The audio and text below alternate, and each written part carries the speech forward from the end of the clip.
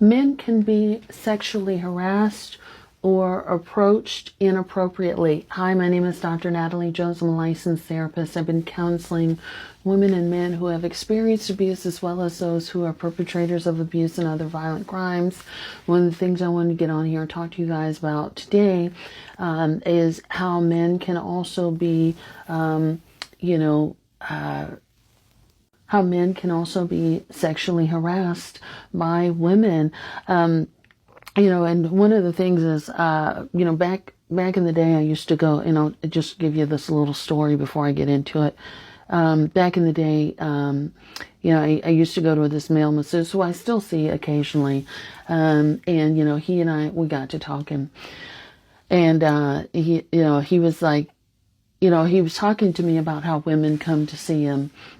And I was like, oh, that's cool or whatever. And he was telling me how some women, they believe that he's going to, give them a happy ending at the end of the massage.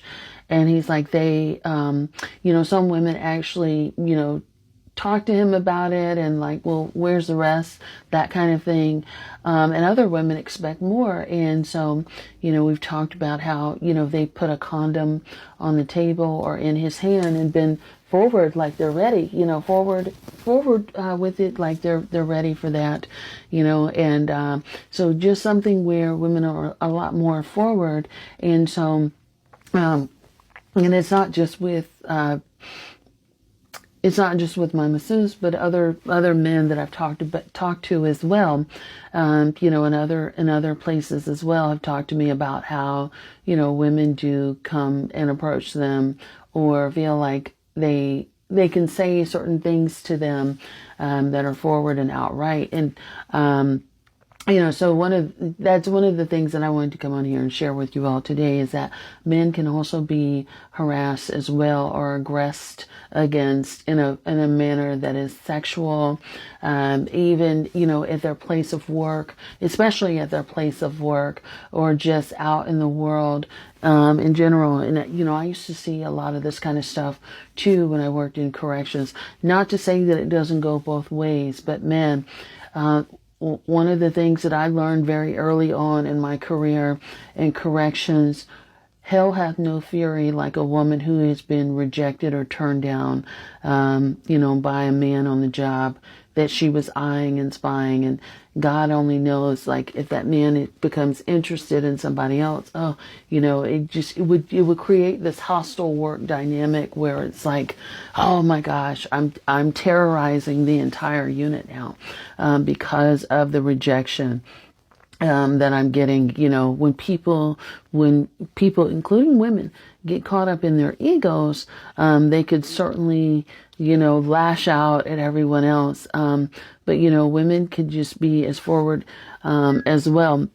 And, there's another nuance to it. I think, culturally speaking too, that we don't really talk about as well. One of the things that I've, when I've talked to people about, like, race, when they have a partner of a different race. So for example, if their partner is a Latina or even if they don't, race comes into play because you have people that feel like they're racially superior, or you have people that feel like, why would you choose them over, we're the same race, so why would you choose someone outside of your race over me? Like, what can someone outside of your race do that's better than what we can do here? So I definitely think race becomes a part of it, where people actually, they look at who you're attracted to, they look at who you're married to, and, women, we may want to compete more. And I'm saying we loosely to women, not that I want to compete or anything, but there are some women who become a lot more competitive when they feel like, okay, well, my race is superior, so you should want to be with me based off of what I can do for you. Or, why would you be with that race when I can do better for you? So race can also become a part of that conversation and that dynamic as well.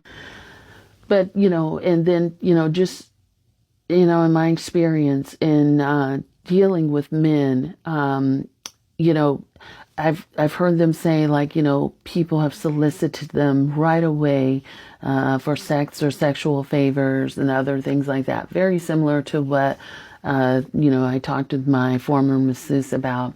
And it just goes from like, I think you're attractive to like, I'm just going to be overt and I'm going to tell you what I want straight away, like no filter. And I'm going to assume, because I'm talking to you about that, that you also want that from me. Why would you turn me down for that? We both want the same thing. So there's a lot of assumptions.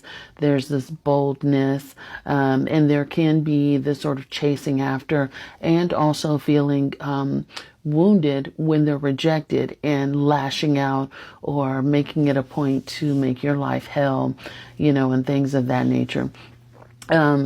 We saw a little bit of this from my perspective on the Netflix documentary Unknown Number, where that mother was, trying to push up on her daughter's boyfriend at the time, and, was being inappropriate with him and would not take no for an answer, where she became competitive with her daughter for a young teenage boy, which was highly inappropriate. So there is this thing where women do become highly competitive with each other and have no qualms about saying how they feel.